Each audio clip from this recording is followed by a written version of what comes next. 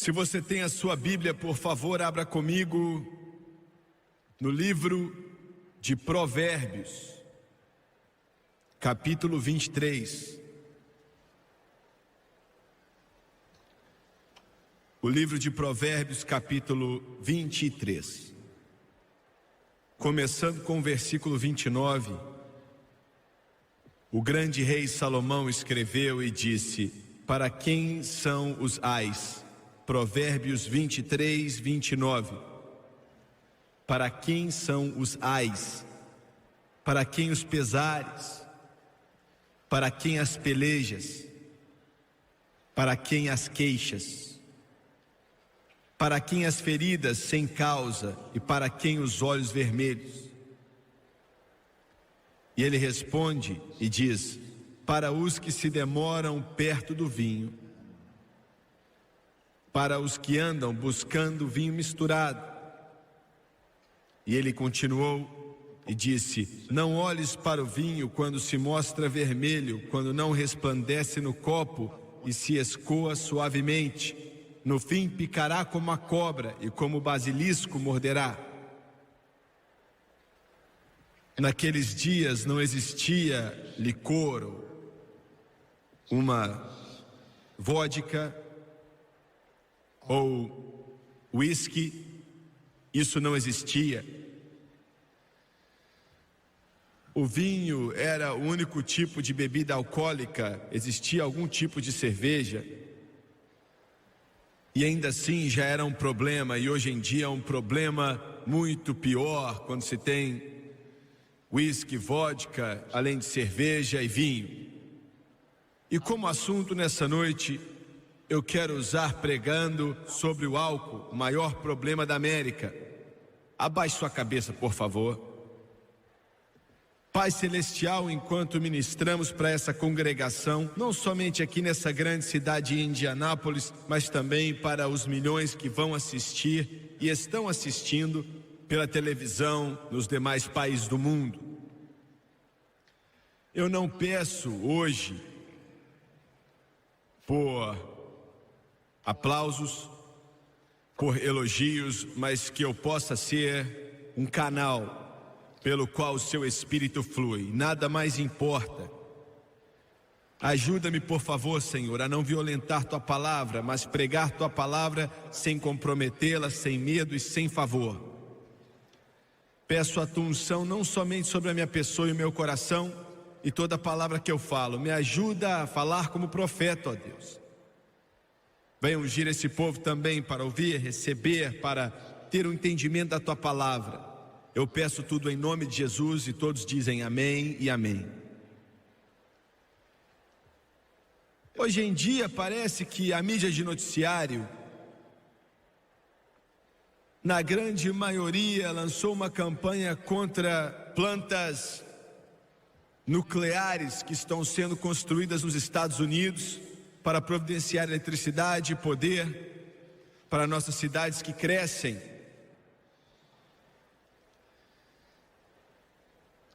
E parece que eles pensam que é o trabalho deles convencer o público americano que força nuclear é extremamente perigoso, independente que ninguém nunca foi machucado como resultado de poder nuclear por propósitos pacíficos.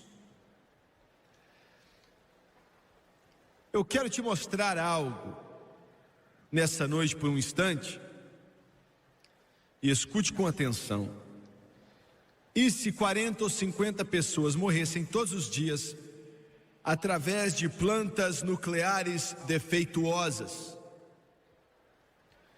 E se esses defeitos realmente viessem a matar 1.500 pessoas todos os dias?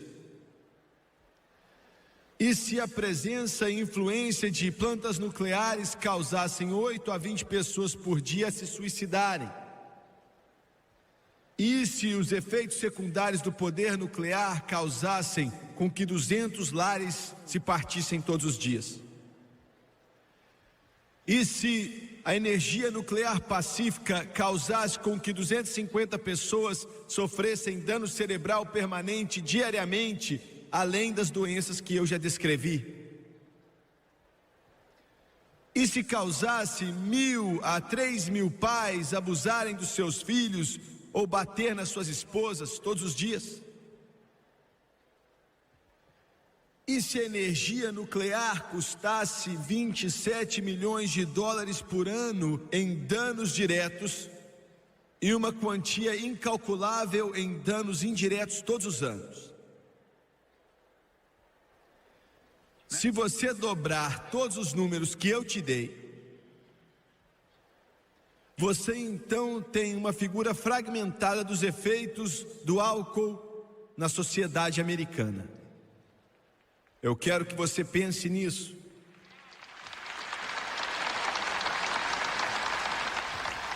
O álcool é responsável por 50% de todos os acidentes fatais com carros, 80% da violência doméstica, 30% dos suicídios, 60% de todo abuso infantil. Ele é, sem dúvida alguma, o pior problema dos Estados Unidos da América nos dias de hoje. É o pior problema, trazendo mais dificuldades do que heroína, maconha, cocaína, juntos. E ainda assim, muito pouco é dito a respeito disso, porque é socialmente aceitável. O mais debilitante, o mais denigridor, o mais vil, o mais obscuro, mais demoníaco, mais diabólico, cheio do capeta que já perpetrou sobre a sociedade o álcool. Alguém pode dizer, evidentemente você é contra isso, né?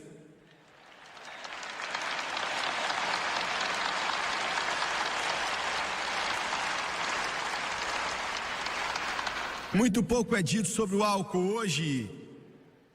Eu li um artigo de hoje que afirma que os cristãos que se dizem ser cristãos são tão suscetíveis hoje ao álcool e usam o termo abuso de álcool. Eu não gosto desse termo, mas vou usá-lo no momento, como algo que não se faz. E ainda assim muito pouco é dito sobre isso. Poucos sermões são pregados sobre isso. Muito pouco é dito sobre isso na mídia.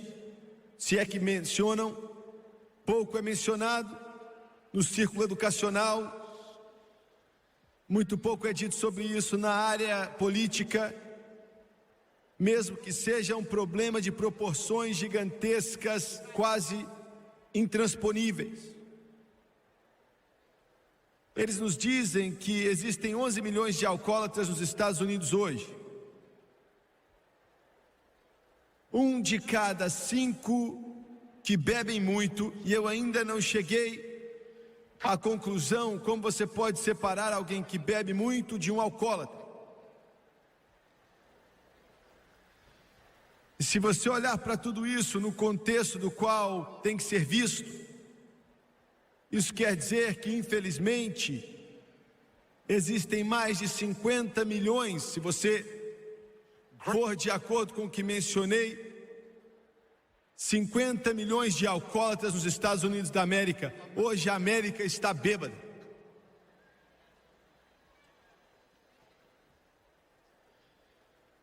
Qual é a causa do alcoolismo?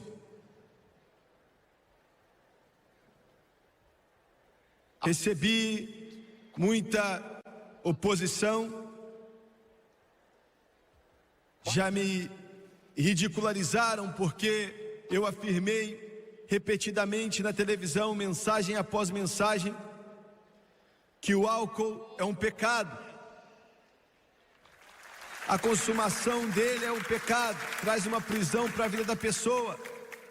Mas isso não soa bem. Não ouvimos mais isso hoje em dia e o Alcoólatras Anônimos veio contra mim por causa dessa declaração. A sociedade psiquiátrica diz que o alcoolismo não é um pecado, simplesmente porque não acreditam que o pecado existe. Chamam de doença. Tudo hoje em dia é chamado de doença. Todo problema é chamado de doença. Fiquei chocado outro dia quando me falaram disso a respeito da psiquiatria. Não sou muito fã da psicologia, ou da psiquiatria ou da sociologia. Eu acho que eles totalmente excluíram Deus da sua maneira de pensar. Estavam falando de 40, 50 prédios, isso é uma hipótese, não existe, não tem como existir, mas é apenas uma ilustração da psicologia ou psiquiatria tentando resolver os problemas humanos, chamando o alcoolismo de doença e os crimes da sociedade de doenças, as aberrações do homem de doença, quando não é doença, está tentando absolver o homem da culpa, entendeu? Tem sido o esforço milenar de Satanás para fazer com que você diga: a culpa não é minha, a culpa é de outra pessoa, a culpa é da sociedade, quando Deus diz que é pecado e a culpa é sua e você vai ter que pagar por isso.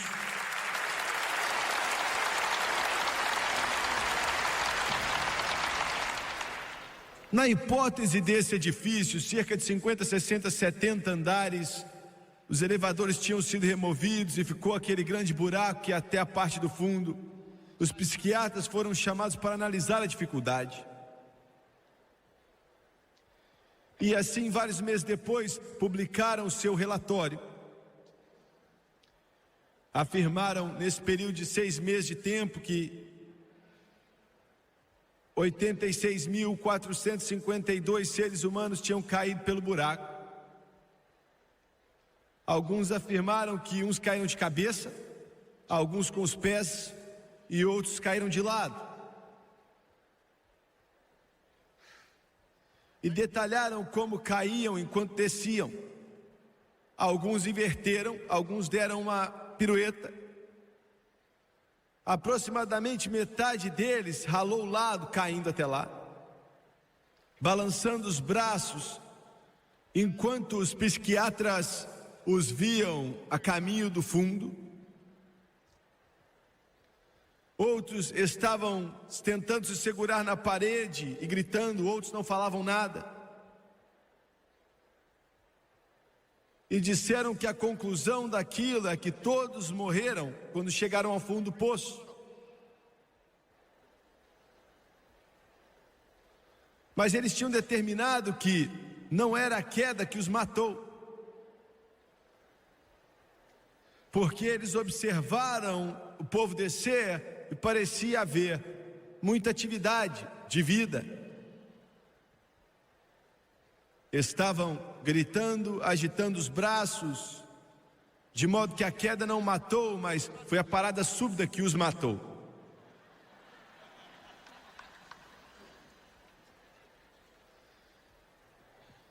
Eu peguei um artigo outro dia e foi escrito por um ministro do Evangelho, e ele falou que viu uma convenção anunciada em um jornal da Califórnia, e era uma convenção de psiquiatras que estavam estudando problemas, especialmente do alcoolismo. E ele estava muito interessado, respeitando o que seriam os seus resultados. E eles disseram o seguinte: eles disseram que o alcoólatra não era um degenerado moral, mas um homem doente. Eles disseram que assim como alguém que tem asma, alguém que tem artrite, ele não quer mais ficar doente. Você nota nisso a falta de responsabilidade pessoal. Ele não deve ser colocado em um carro de polícia e jogado na cadeia, mas deve ser colocado em uma ambulância e colocado no hospital. Foi o que eles disseram. E disseram que o alcoólatra não deve ser tratado como um degenerado moral, mas como um membro respeitado da sociedade que estava doente. E essa foi a tendência do pensamento durante toda a deliberação, e não uma vez eles mencionaram uísque em meio àquela convenção. A palavra mais próxima daquilo foi alcoolismo. Eles nunca disseram que se um homem simplesmente não beber, ele não vai ter problemas, que não vai ter uma insinuação tão feia, e a sessão final chegou. Saiu a notícia no Jornal de São Francisco dizendo: os psiquiatras decidiram. E com letras menores disseram assim: o alcoolismo é causado por uma quantidade desconhecida que vamos chamar de X. E até que essa quantidade desconhecida possa ser isolada e definida, não temos sugestão de cura. Eu ia odiar ser um alcoólatra e depender da comunidade psiquiátrica para me ajudar. Porque não é como o alcoólatra diz que ele amaldiçoou a Deus, e amaldiçoou os seus genes, e amaldiçoou os seus pais, e amaldiçoou sua hereditariedade. Ele sentiu que tinha sido programado desde nascimento para ser um bêbado. Não, o problema não é doença, e não são os genes, e não são dos pais, e não é da hereditariedade, e certamente não é Deus. O problema é o pecado. Pecado, o que resulta em um problema ainda maior, mais assustador, chamado escravidão. Estou aqui para te dizer que a resposta não é o Alcoólatras Anônimos, a resposta não são clínicas hospitalares, a resposta não é psiquiatria, a resposta é uma dose de religião, a moda antiga que chega no coração da pessoa, que ainda liberta o cativo e que quebra as correntes dos grilhões que prendem a humanidade. O problema do homem não é um problema de doença. O problema do homem é o pecado, e a única cura para o homem é Jesus Cristo.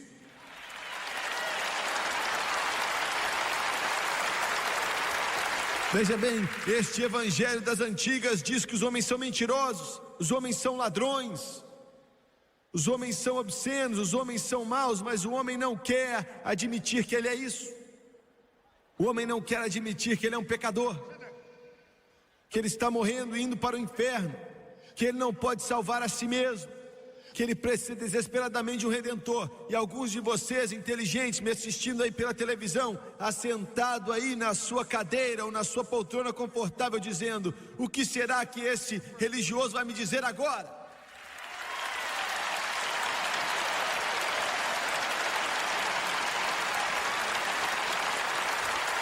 Olha o que eu tenho para te dizer, meu amigo. Eu estou te falando que não importa quanto dinheiro você tem, não importa quantos títulos vêm depois do seu nome, não importa qual o tamanho da casa que você mora ou do carro que você dirige, não importa se você tem muito dinheiro ou quantas ações na bolsa de valores você tem, não importa quão educado você é. Se você nunca aceitou a Jesus Cristo, você é um pecador perdido, que precisa de Deus. E se você não for salvo, você vai para o inferno, e você vai queimar lá para todo sempre. Mas eu estou aqui também para te dizer que se você aceitar Jesus, não como um rico, não como um pobre, não como alguém solitário ou alguém educado, mas como pecador, necessitado de Deus, Jesus Cristo vai e pode salvar a sua alma se você entregar sua vida e seu coração a Ele. A Bíblia diz que todos pecaram e estão destituídos da glória de Deus. Mas o homem não quer admitir isso, entendeu? Agora, o homem ainda diz que o álcool é uma doença. Se for, e não é. Mas se for, é a única doença nesse planeta que a pessoa escolhe contrair. Essa teoria é mais furada que tudo. Se é uma doença, é a única doença que requer uma licença para distribuição.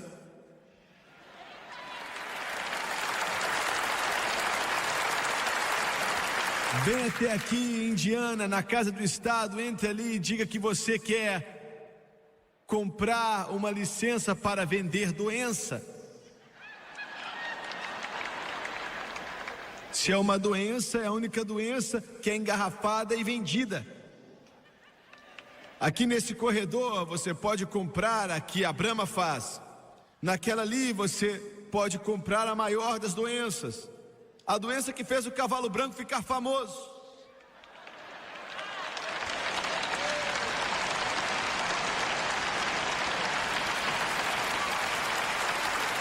Se é uma doença, é a única doença que requer que você precise de um lugar para vender, que produz receita para o governo. É a única doença que promove o crime, é a única doença que é viciante. é a única doença que se espalha pela publicidade.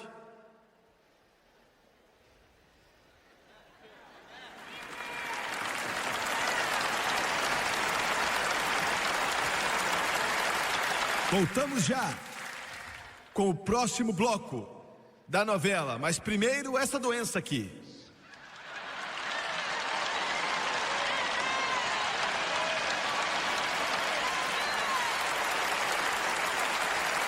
Talvez a doença na hora do jogo era melhor. Se é uma doença, é a única doença pela qual estamos multando e sendo presos quando exibimos os sintomas. Se é uma doença, é a única doença que traz morte na estrada. Se é uma doença, e me escute aqui, doutor, é a única doença sem uma causa viral ou bacterial, e para a qual não há remédio corretivo.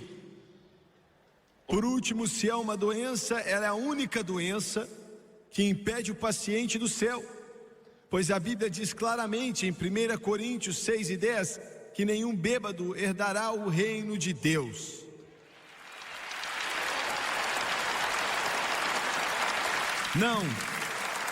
Não é uma doença, é o pecado. E até tratarmos como pecado, nunca vamos encontrar a cura do problema. Muito bem. Quem promove o álcool nesse país? Eu quero chegar ao alicerce quanto aos maiores promotores do país de bebida alcoólica.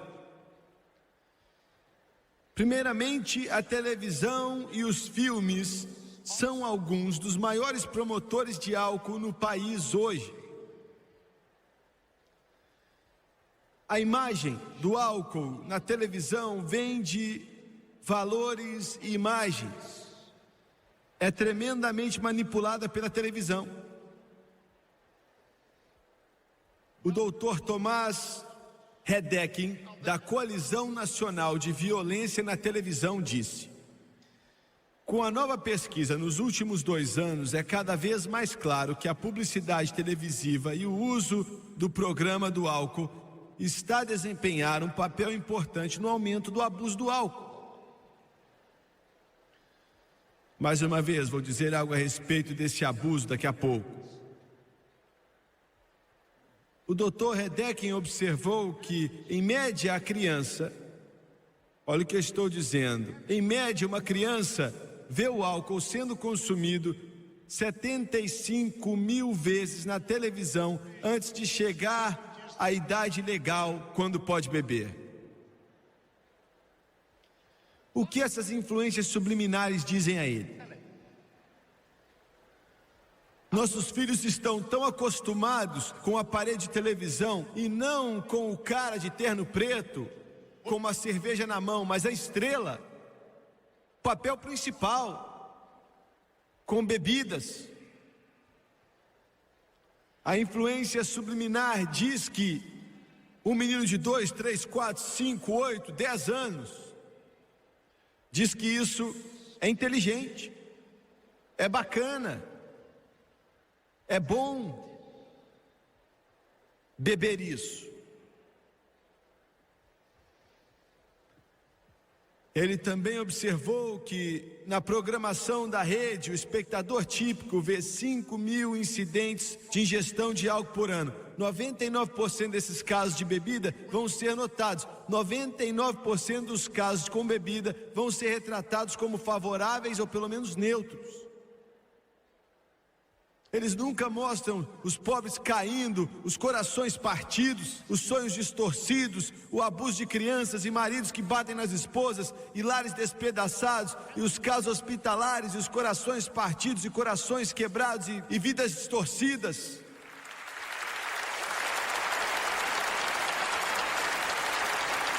Se tem algum grupo de pessoas que vai ter que responder ao Todo-Poderoso Deus pela dissipação de uma nação, são os produtores e diretores de Hollywood, e os diretores de filmes, e os produtores de televisão, que estão passando como se fosse aceitável uma das piores coisas que já vieram do inferno para as crianças dessa nação. Deus vai cobrar você por isso.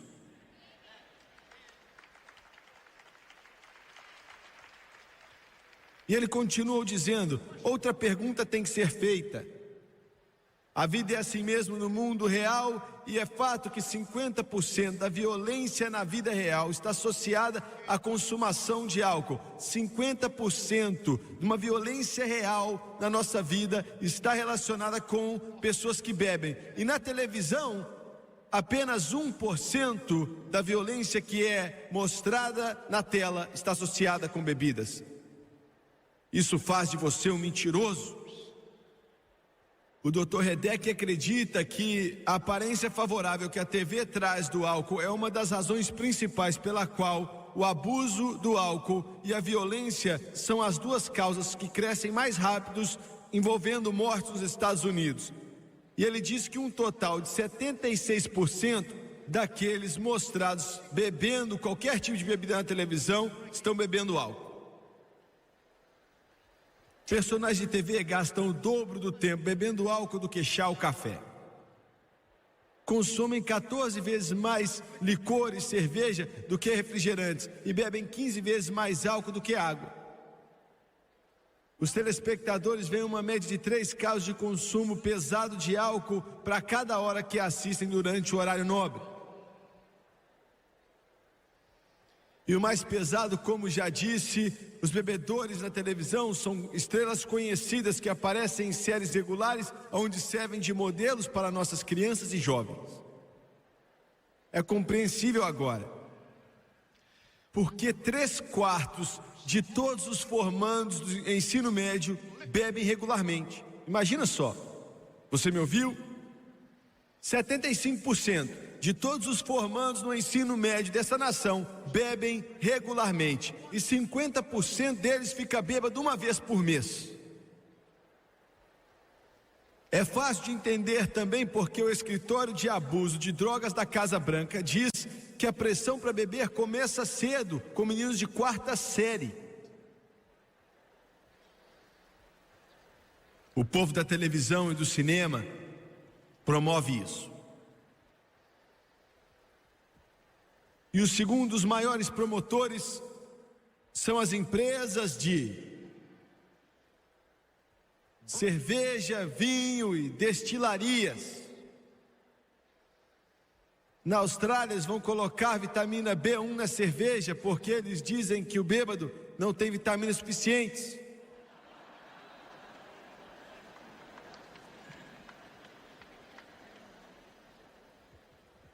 A adega da Califórnia introduziu um vinho chamado Vida Vermelha.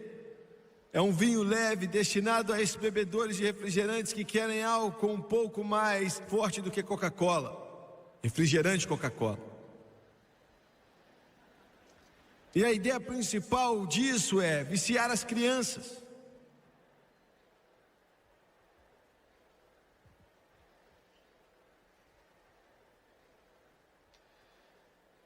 Eu não sei se eu devo dizer isso, mas eu acho que vou falar. Senhor William Coors, que dirige a empresa Adolph Coors, fabricante da cerveja Coors. Os gerentes da televisão, fiquem calmos, porque eu vou falar numa boa agora.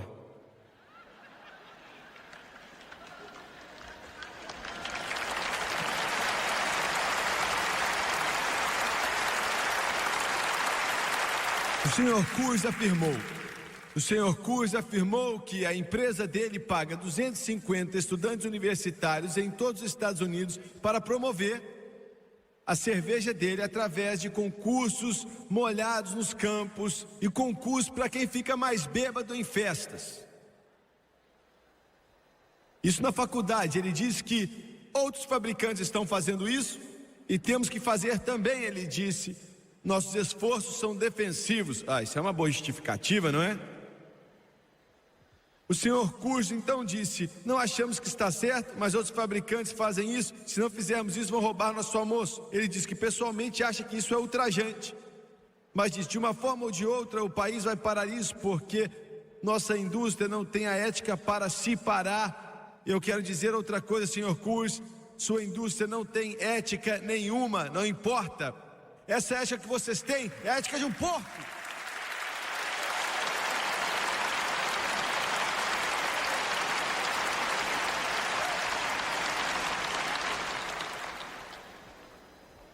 Ele esqueceu de dizer, atacando e afirmando que apenas uma pequena porcentagem se tornam alcoólatras. Mas o que o eloquente empresário esqueceu de dizer foi que os outros 95% estão a caminho de se tornarem bêbados caídos.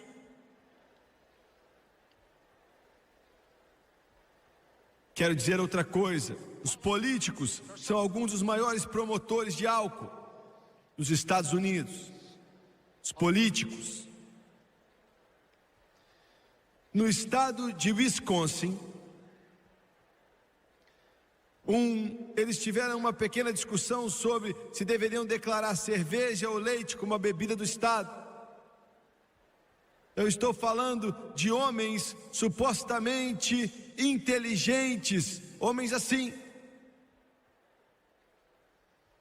Sabe o sinal que diz a cerveja que fez Milwaukee famoso? E meu primo fez uma canção que diz: a cerveja que fez Milwaukee famoso me tornou um derrotado.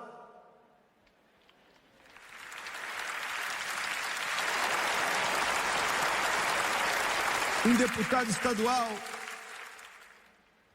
do Wisconsin afirmou que a cerveja era sua escolha porque os ânimos de adultos são excitados por causa da cerveja. Parece a fala de um porco. Ele também tinha que ser lembrado que a cerveja assassina dezenas de motoristas no Wisconsin todo ano. E também é a causa de muitos daqueles adultos que trabalham pesado a bater na esposa deles e abusar de seus filhos. Pelo que eu sei, senhor representante, o leite nunca foi citado como uma causa de lares desfeitos ou corpos machucados.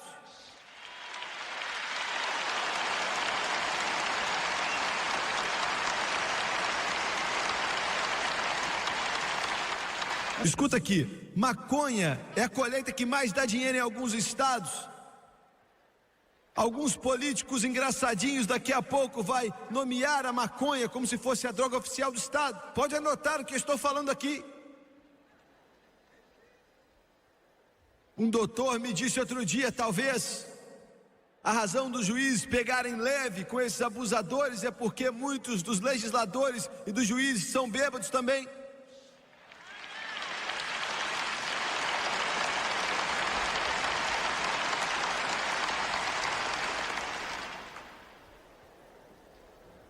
Dessa aqui você não vai gostar.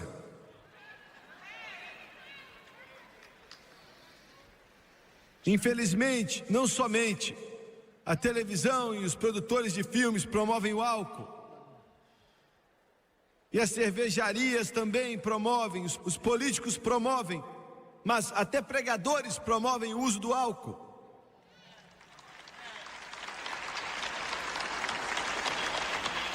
Os padres católicos hoje estão tentando encontrar algum tipo de resposta, porque tantos deles são bêbados. Você está me escutando? Eles colocam a hóstia ali na língua do aplicante, bebem o copo de vinho.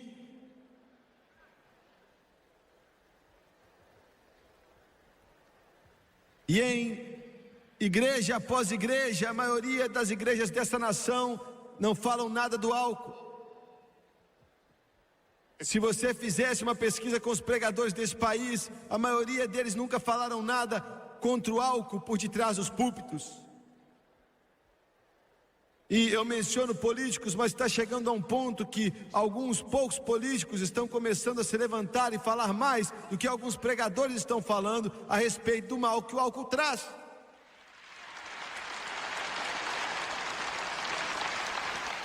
Um grande evangelista missionário me disse outro dia, irmão Swagger, em um grande conclave pentecostal, milhares de pregadores estavam lá. Ele perguntou a todo pastor que se levantava e dizia, quando se levantava: somos contra o álcool de todas as formas. E ele disse: Jimmy Swagger, eu fiquei chocado com o número de pastores pentecostais que não se levantaram.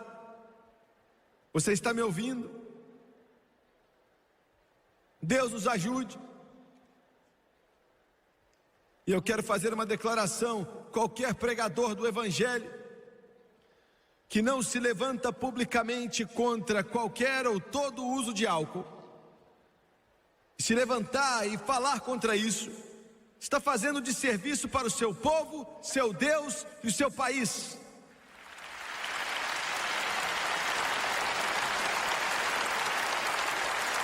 Pregadores, não importa o que te custe. Eu vou dizer outra vez: pregadores, não importa o que te custe, se levante diante da sua congregação e deixe eles saberem. Alerte o povo sobre as consequências terríveis do álcool.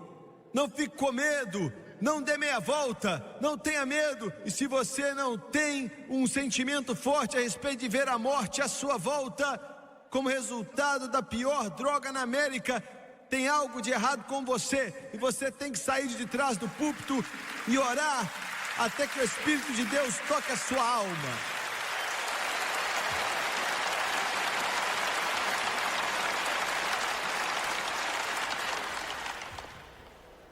Você pode dizer: é difícil. Eu estou aqui pedindo ao Espírito Santo para me dar algo mais difícil.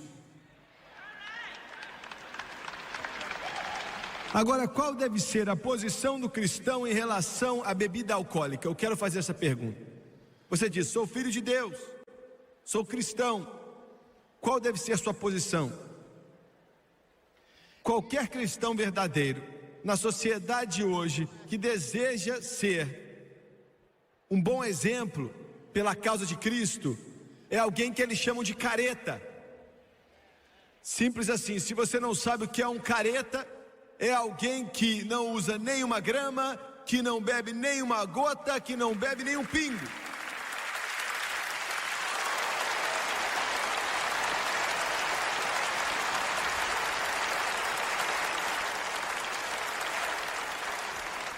Porque a Bíblia diz que o vinho é escarnecedor, a bebida forte, alvoroçadora, e todo aquele que neles errar nunca será sábio. A Bíblia diz: ai daqueles que se levantam pela manhã para seguir a bebida forte e continuam bebendo até a noite o seu vinho. A Bíblia diz em Isaías 5:22: ai dos que são poderosos para beber vinho e homens de poder para misturar bebida forte. A Bíblia diz em Isaías 28:1: ai da coroa de soberba dos bêbados de Efraim, cujo glorioso ornamento é como a flor que cai, que está sobre a cabeça do fértil vale dos vencidos do vinho. A Bíblia também diz: mas também esses erram por causa do vinho, e com a bebida forte se desencaminham. Até o sacerdote e o profeta erram por causa da bebida forte, são absorvidos pelo vinho, desencaminham-se por causa da bebida forte, andam errados na visão e tropeçam no juízo. Eu não consigo entender quando um cristão vê a miséria e a dor, e como o álcool destrói lares, destrói vidas e corações e tudo mais, como você pode continuar bebendo vinho ou cerveja e tudo mais e se chamar de filho de Deus? Eu não consigo entender isso.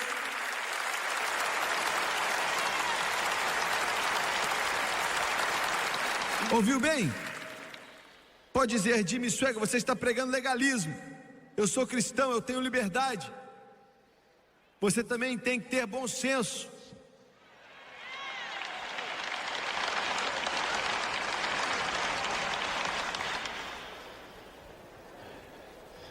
Vocês, pais, têm que ser exemplos para os seus filhos. Diga a eles que não podem fumar maconha, eles não podem se envolver com nenhum tipo de droga, e você tem razão. Mas seu refrigerador está cheio de cerveja, cheio de vinho, está cheio de bebidas alcoólicas, você é um hipócrita, amigo. Você é um hipócrita.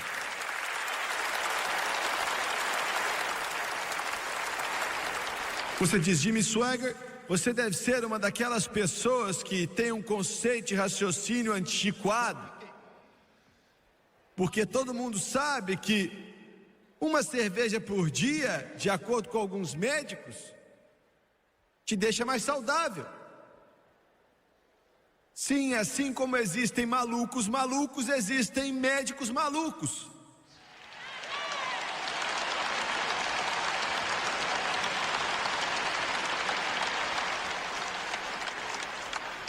Eu gosto da minha taça de vinho quando janto. É o que você diz. Alguns de vocês estão chateados aqui. Só Deus sabe o que aconteceria quando o Espírito Santo começasse a mostrar todos que dizem que são cristãos, que ensinam classe dominical, que são membros de igreja, e ainda assim você está envolvido em beber socialmente, mas sua muleta é que você não abusa.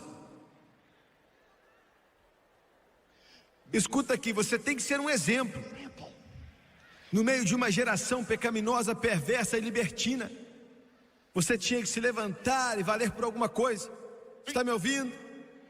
Eu não entendo alguém que leva o nome de Jesus na sociedade de hoje e consegue apoiar algo como álcool, que se envolve, que bebe, está envolvido com isso de alguma forma. Eu nunca experimentei álcool. Ah, então você não sabe, né? Não, mudo, estúpido, eu nunca fui mordido por uma cascavel também não.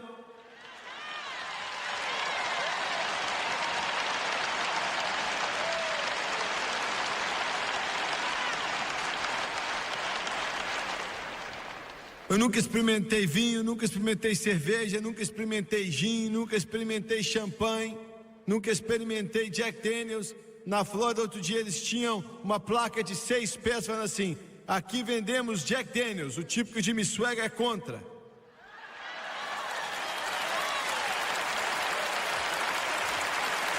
Nunca provei. Porque eu não preciso de uma muleta. Eu não preciso de uma muleta psicológica. A Bíblia diz: não vos embriagueis com vinho em que é excesso, mas enchei-vos do Espírito Santo. Se você for cheio do Espírito Santo, cheio do Espírito Santo e o poder do Todo-Poderoso Deus, a alegria é indizível e cheia de glória, e a metade ainda nem foi contada. A glória de Deus, o enchimento do Espírito é 1000 vezes mais gratificante e recompensador do que qualquer coisa que o Sr. Coors tem para oferecer, ou o Sr. Jack Daniels tem para oferecer, ou qualquer bebida alcoólica tem para oferecer. Vou tomar isso que o céu me dá. A alegria do Senhor é a vossa força. A alegria do Senhor é a vossa força. Glória a Deus.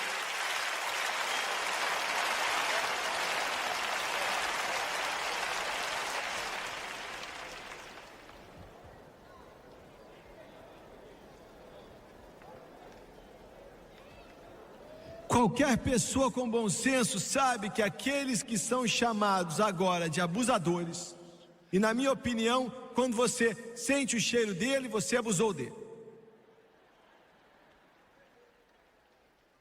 Sabe que os milhões e milhões de alcoólatras começaram bebendo socialmente. Eu estava em Honolulu no outro dia. Parei em um posto de gasolina no meio da cidade para comprar algo, eu esqueci. E o homem que era o balconista ali estava com uma garrafa de cerveja sentada na mesa. Eu nunca experimentei, mas eu senti o cheiro. A maioria dos porcos não beberiam aquilo.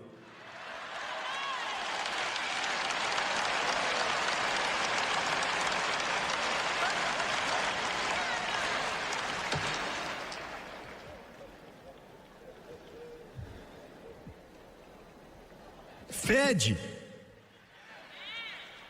Eu acidentalmente derrubei com meu cotovelo.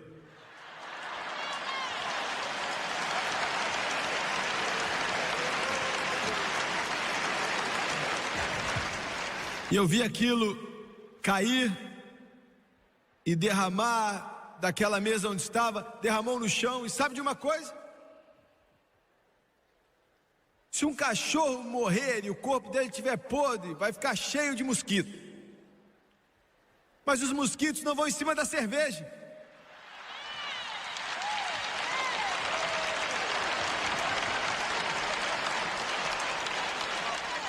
É isso que fez do Milwaukee algo famoso? Eu não sei quantas cervejas você precisa para fazer com que alguém fique bêbado. Eu não sei, nem tenho ideia. Mas é um fato científico que se leva 8 cervejas, ou 10, ou 20, ou o que for, vamos dizer 10 para te deixar bêbado. É um fato científico que quando você bebe uma cerveja, você está 1/10 bêbado. Isso não é fala de um pregador, é depois de fazer uma pesquisa. Um copo vai afetar os seus reflexos e demora 2 horas para sair do seu corpo. Por isso é perigoso dirigir depois que você bebe uma vez. Incidentemente, se eles julgassem alguém que acabou de matar alguém bebendo, assim como eles julgam um assassino, poderíamos evitar que as pessoas dirigissem bêbadas.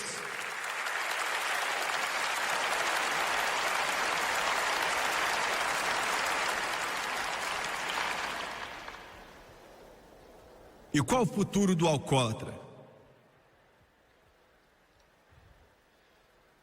Depois que eu disse aqui, pode ser meio estranho, mas eu não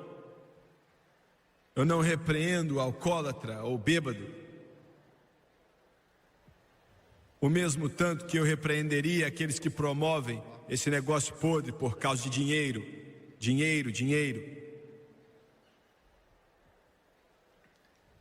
Eu não tenho condenação alguma. Pode soar estranho vindo de Jimmy Swaggart, mas eu não condeno o alcoólatra ou bêbado. Ele tem problemas suficientes, dor de cabeça suficiente, sofrimento, sem eu no pé dele. Olha, o que você está fazendo é pecado, mas eu não condeno você. Mas eu te digo o seguinte: se você estiver cansado da dor e do sofrimento e da dor de cabeça, eu lhe ofereço uma solução, e a solução é Jesus Cristo. Ele ainda pode quebrar as correntes e libertar os cativos. Quando um cristão bebe só um pouco, ele está votando a favor de todos os lares desfeitos, vidas distorcidas, sonhos torcidos por causa do álcool. Está declarando ser a favor de todo o inferno e o horror que o alcoolismo tem causado ao longo dos séculos. Cristão, quando você bebe uma vez, você diz que é a favor de tudo que o mundo quer, tudo que a carne quer e tudo que o diabo quer. Não, Senhor, nenhum cristão que queira servir o seu Senhor como deve beber nem um pouco. Deixa eu ler isso aqui, e eu quero dizer algo para você que você vai ficar chocado. Abacuque, capítulo 2, versículo 15, 16, 17. O grande profeta disse: ai daquele que dá de beber ao seu, que coloca o odre com ele em bebedas também, para que possas ver a sua nudez. Tu és cheio de vergonha para a glória, bebe tu também, e deixe eles o seu prepúcio ser descoberto. O cálice da mão direita do Senhor se chegará a ti, e ignomínia cairá sobre a tua glória. Por causa da violência do Líbano te cobrirá despojos dos animais que fez com medo por causa do sangue dos homens, e para a violência da terra da cidade, todos que nele habitam. Talvez como nunca antes na história desta nação, uma família chamou tanta atenção de uma nação como a família do Kennedy chamou. Poderosa, forte, rica, famosa, muito inteligente. E ainda assim, a tragédia, que é como se fosse um drama, da antiga Grécia.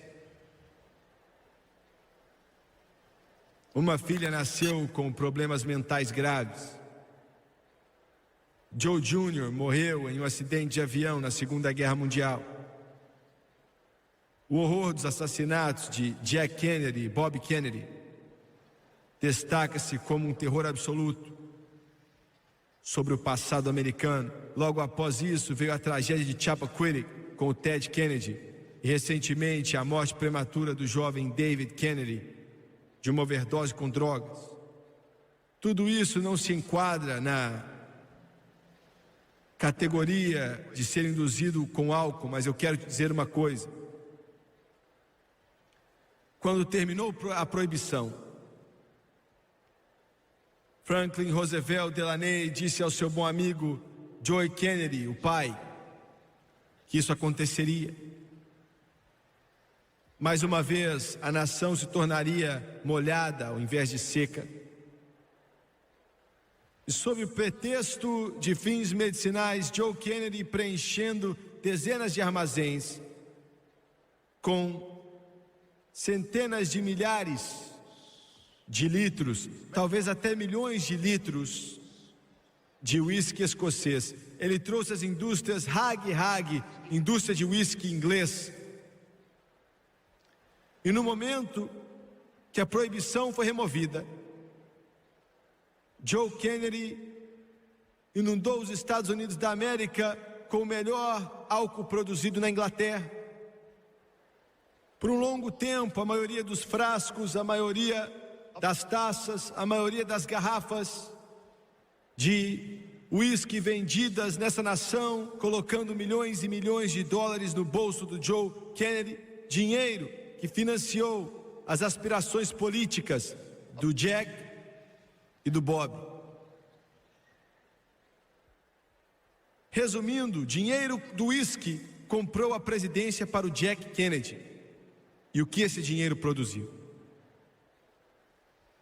Milhões de lares inflamados com a violência, mágoa, dissipação, dor e morte. Milhões multiplicados a caminho da perdição. E olha o que Deus diz: ai daquele que dá de beber ao seu vizinho, que coloca o odre diante dele.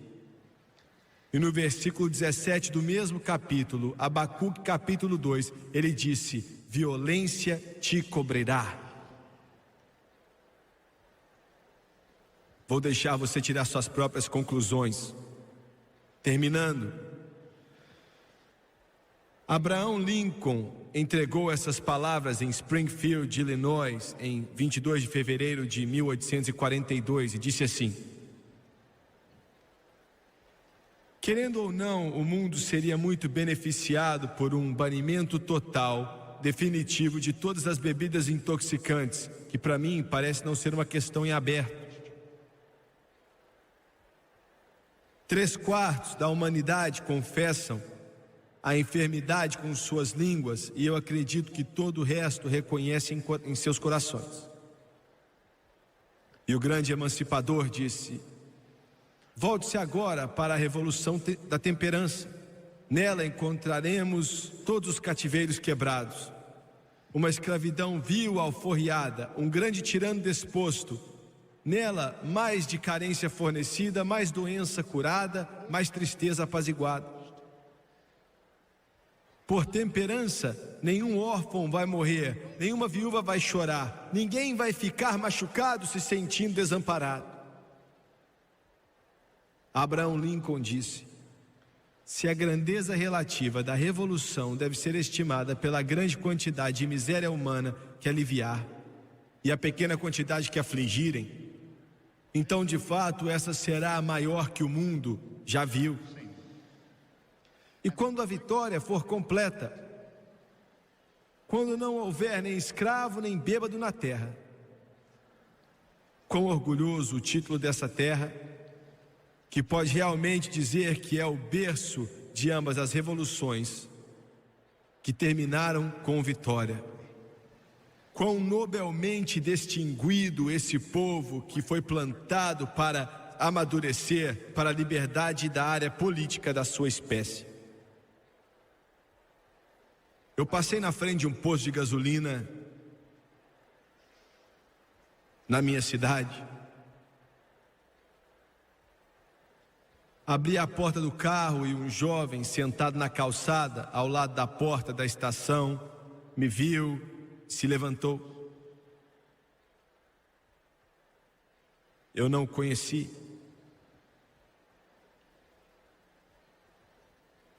Ele veio. Quando ele se apresentou, várias memórias vieram sobre a minha mente. E eu perguntei: como é que você está? Ele abaixou a cabeça e disse: não estou bem. E ele disse: um ex-presidiário nunca pode ter uma boa vida. Eu não consegui estudar, meu lar está destruído, e eu não sei o que fazer. Eu falei com ele a respeito do Senhor. Enquanto ele ia embora, os ombros baixos, como se o peso do mundo estivesse sobre eles. E eu lembrei, só porque a minha mãe e o meu pai me disseram, na noite que o meu pai foi salvo, mudou a nossa vida totalmente. O pai desse homem e o meu pai estavam debaixo de uma convicção poderosa do Espírito Santo. Os dois estavam na igreja naquela noite, os dois homens de negócio, e os dois sentiram o poder do xerife principal do céu tocando suas almas. Os dois tremeram. E glória a Deus, graças a Deus, o meu pai se levantou e desceu aquele corredor e disse: Deus, estou voltando para casa. Aquilo mudou nossas vidas. O outro homem não veio. Ele foi o primeiro homem que encontrou meu pai quando o culto acabou e abraçou ele, chorou com ele, deixou marcas aqui na camisa do meu pai e disse: filho, estou feliz por você. Ele era dono de negócio, atrás de negócio, atrás de negócio, atrás de negócio. Depois daquilo começou a beber. Ele bebeu até acabar e perder todos os negócios, e bebeu até ficar um idiota. E ele morreu e eles o enterraram. E eu vi o filho dele indo embora. E o Espírito de Deus falou ao meu coração e disse: se não fosse pela graça de Deus, aquele ali era o Jimmy Swaggart.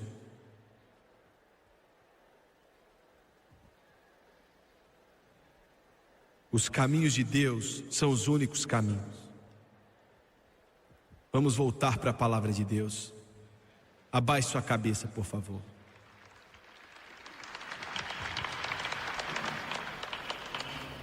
Pai Celestial, enquanto falei essas palavras aqui hoje, eu peço que o Seu Espírito venha falar ao coração de cada alma que está aqui. E eu oro, Deus, que o Espírito Santo venha vencer aqui nessa noite, em meio a esse povo. Ó Deus, fale com esse cristão. Primeiramente, porque o julgamento precisa começar na casa de Deus. E se o julgamento começa na casa de Deus, qual será o fim daqueles que não obedecem o Evangelho de Deus? Eu oro para que o Senhor convença o cristão que a sua bebedeira está entristecendo o Espírito Santo de Deus com o seu consumo alcoólico e o terrível exemplo que ele dá. Estou pedindo que o Teu Espírito, Senhor, se mova sobre ele. Estou pedindo nessa noite por cada homem e mulher que está nesse lugar, e até mesmo o jovem que é preso pelo álcool. Está levando a ele para uma morte prematura e fazendo da vida dele um inferno na terra. De alguma forma, em meio a nosso tropeço, esse discurso incoerente nessa noite, que eles venham vislumbrar o grande emancipador, Jesus Cristo, que pode quebrar a cadeia e a manilha. Estou pedindo, meu Deus, aqueles que desistiram e disseram não há esperança, que o Senhor mostre a esperança para eles. Eu oro pelo aquele adolescente, eu oro pelo homem, pela mulher que bebe socialmente, sem perceber que está colocando eles no caminho da ruína. Os ajude a viver só por Ti e se agarrar a Jesus de uma forma que tudo desse mundo vai perder o seu brilho. Eu oro em nome de Jesus, de cabeça baixa e olhos fechados. Eu estou pedindo, a não ser que você tenha que sair, por favor, não se levante e vá embora. Eu preciso de milhares de cristãos agora orando. Preciso que você fale com Deus. Preciso que você peça agora. Preciso que você clame a Deus para ajudar nesse momento, para se mover nesse lugar sobre essas pessoas aqui. Eu nunca preguei uma mensagem toda sobre álcool na minha vida inteira, mas o problema é tão sério que temos que levantar nossas vozes. Precisamos trazer a igreja de volta para o seu lugar de direito. O Filho de Deus tem que ser um exemplo, o pregador tem que falar contra isso. Quantos nesse auditório, nesse coliseu aqui hoje, dizem: Jimmy Swaggart, você está falando a verdade, eu preciso de ajuda, eu vou ser um pouco brusco, preciso de ajuda com álcool, eu posso te chamar de bêbado, posso te chamar de alcoólatra, mas não vou falar nada disso. Algum pode dizer: mas se eu levantar minha mão, o que os outros vão pensar? É melhor você parar de pensar no que os outros vão pensar e preocupar com o que Deus sabe, porque Ele é sua única esperança. Você precisa da ajuda dele desesperadamente. Alguns de vocês estão aqui dizendo: isso não me afeta, não é uma preocupação para mim. Afeta você e é uma preocupação para você sim. Quantos aqui hoje podem levantar a mão e dizer: preciso de oração, Ele falou comigo hoje? E eu sei que a Bíblia diz que o bêbado não vai herdar o reino do céu. Está acabando com a minha vida, Jimmy Swaggart. Eu preciso de ajuda e de oração. Seja sincero, levante sua mão. Quantos podem levantar a mão? Jovem, homem, mulher, não importa, ore por mim. Eu não sei quantos aqui estão assim, mas se você é essa pessoa, levante sua mão. Ali está uma mão, ali está uma mão, ali está outra e mais uma mão ali. Quantas mais? Ali é outra mão. Quantos mais? Aqui na arquibancada. Rapidamente, levante a mão. Obrigado, eu estou vendo. Deus te ama, continue levantando. Muito obrigado pela sua honestidade. Tem que ser um homem e uma mulher para admitir, mas Deus vai te ajudar. Continue levantando a mão. Até lá atrás, continue levantando. Deixa Deus ver sua mão. Deus ama você. Não há condenação em Cristo.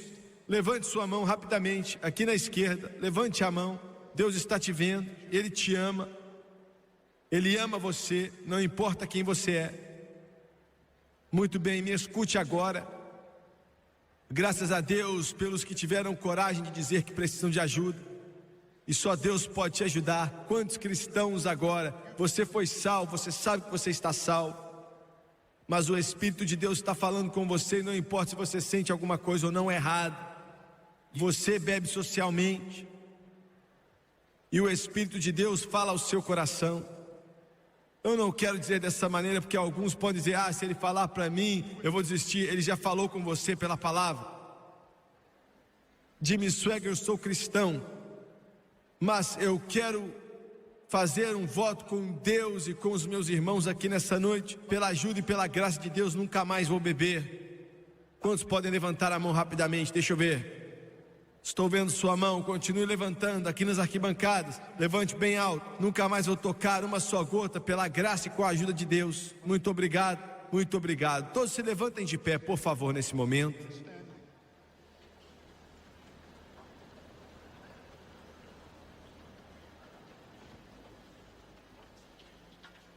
Eu quero pedir nessa noite, todos vocês que levantaram as mãos, não importa quem você é, pecador ou santo, se você levantou sua mão, aqui na frente, lá atrás, dos lados, aonde for, eu quero que você se levante e venha até aqui, porque eu quero que você se levante e venha, dizendo: Deus, vou te seguir agora, preciso de Jesus.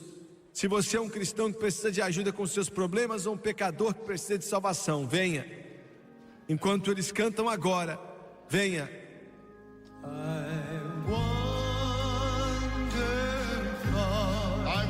Away from God. Now I'm coming home. The paths of sin too long. Keep praying, Christians. Keep praying. Keep calling on God. I have great confidence in your prayers. Believe God right now. I'm coming home. I'm coming home. I'm coming home.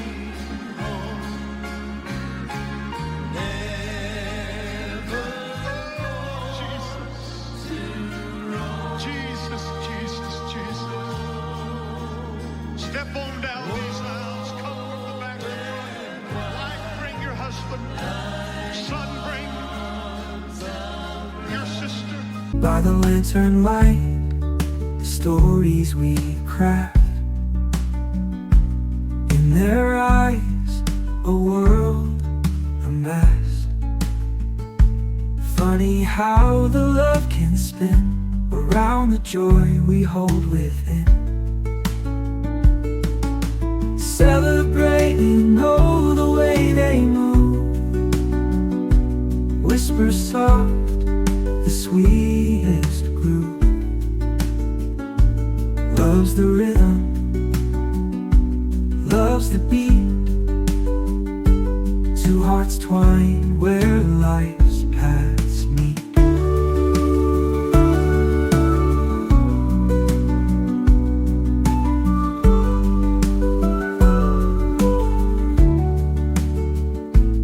On this night, beneath the stars.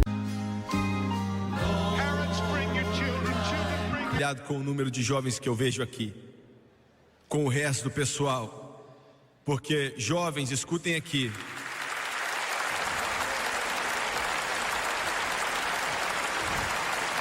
Ainda que seu problema possa ser outra coisa, ainda assim respeitando o que eu preguei, eu tentei pregar aqui hoje, o álcool está se tornando um grande problema em meio a adolescentes, com os mais jovens, com todos os adolescentes. Eu agradeço a Deus pelos jovens, pelos garotos, pelas garotas que vieram até aqui. Daqui a 15 anos, 10, 1000 anos, você vai olhar para essa noite aqui e dizer: foi a noite quando comecei no caminho do Calvário e Jesus mudou a minha vida. Existem outros de vocês aqui que você seguiu essa rota, mas o álcool quis te destruir. Escute aqui, Jesus Cristo não condena você. Ele disse: eu não vim para condenar. Você que me assiste pela televisão, muitos de vocês precisam de ajuda e você já teve problema demais com isso. Conserte seu relacionamento com Deus e Ele pode te libertar. Pois quem o Filho libertar verdadeiramente é livre. Glória.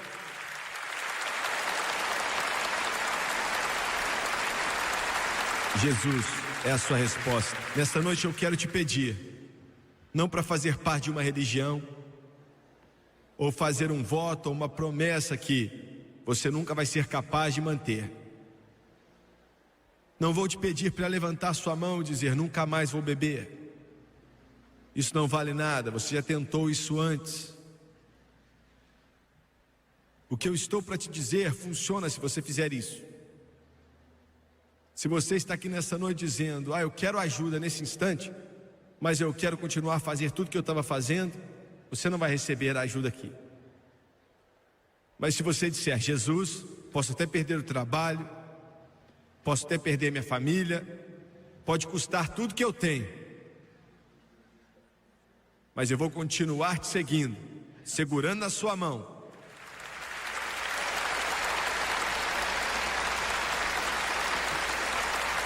Não estou te falando que vai ser fácil, não estou te falando que vai ser de uma hora para outra, mas vai ser assim. Ele não é uma esperança, Ele é a única esperança. Só isso. Não existe outra. Você pode dizer: mas vai ser em estágios? Não, instantaneamente. Ele quebra a prisão e quebra os grilhões. Glória.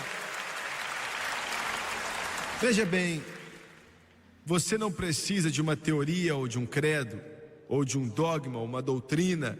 Você precisa de uma pessoa, e essa pessoa é Jesus. Abaixe sua cabeça e feche os olhos, por favor. Você pela televisão, faça o mesmo, por favor. Vou fazer a oração do arrependimento, e eu quero que você entregue seu coração para Ele. Entregue tudo que você tem, venha até Ele, e nessa noite Ele te diz: siga-me. Quero que você siga-o. Vamos orar. Repita comigo e creia de todo o coração: querido Deus do céu, Eu me arrependo dos meus pecados, da prisão, das trevas. Eu preciso ser mudado. Eu quero sair daqui uma pessoa diferente. E me disseram que o Senhor pode fazer a diferença. Eu não consigo vencer sozinho, Deus. Estou perdido. Não conheço o caminho. Preciso da sua ajuda. Se eu não encontrá-lo, estou perdido. E eu vou para o inferno. Tu eres minha última esperança. Estou pedindo agora. Se o Senhor me receber, eu te entrego minha vida. Lava-me com teu sangue precioso. Limpa-me de toda a injustiça. De acordo com sua palavra, Romanos capítulo 10. Com a minha boca eu confesso Jesus Cristo, e em meu coração eu creio que Deus ressuscitou a Jesus dentre os mortos, e Ele vive. E agora o mesmo poder que ressuscitou Ele dentre os mortos me liberta, e eu aceito a Jesus como meu libertador, meu redentor, meu mestre e meu salvador. E agora estou lavado, estou limpo, eu estou salvo. Glória, aleluia.